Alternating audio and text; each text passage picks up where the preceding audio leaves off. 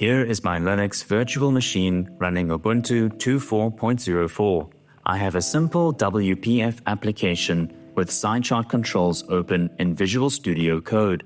I'm going to show you how easily a .NET 6.0 WPF application can be converted into an XPF one using a new Avalonia XPF framework.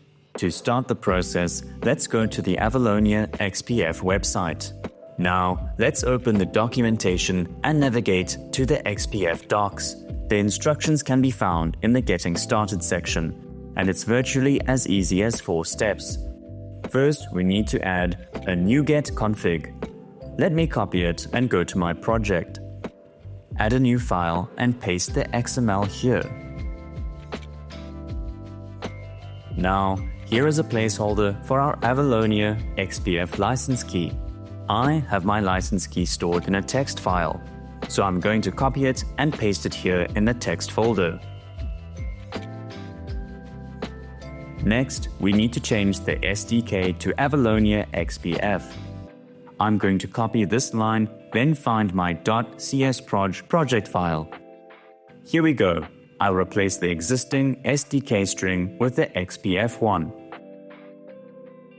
Add the Avalonia XPF license key.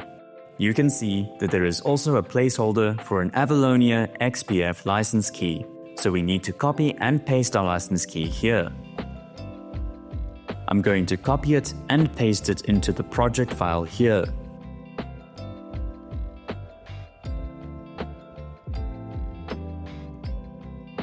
Then cleaning, rebuilding, and running.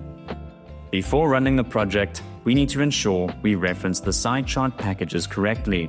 In this application, I have SciChart WPF packages referenced, but these will not work on Linux. I need to use the SciChart.avalonia.xpf package instead. To do that, I'm going to simply remove the existing references and replace these with the SciChart.avalonia.xpf reference.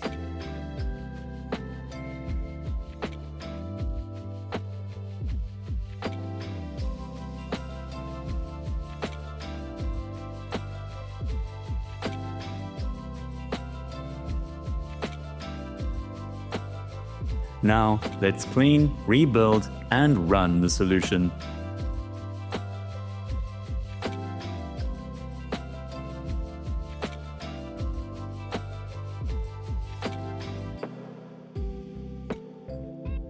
There we go. You can see the WPF application successfully running on Linux. And that's it. A 4-step process to convert a WPF application into an Avalonia XPF-powered Linux application.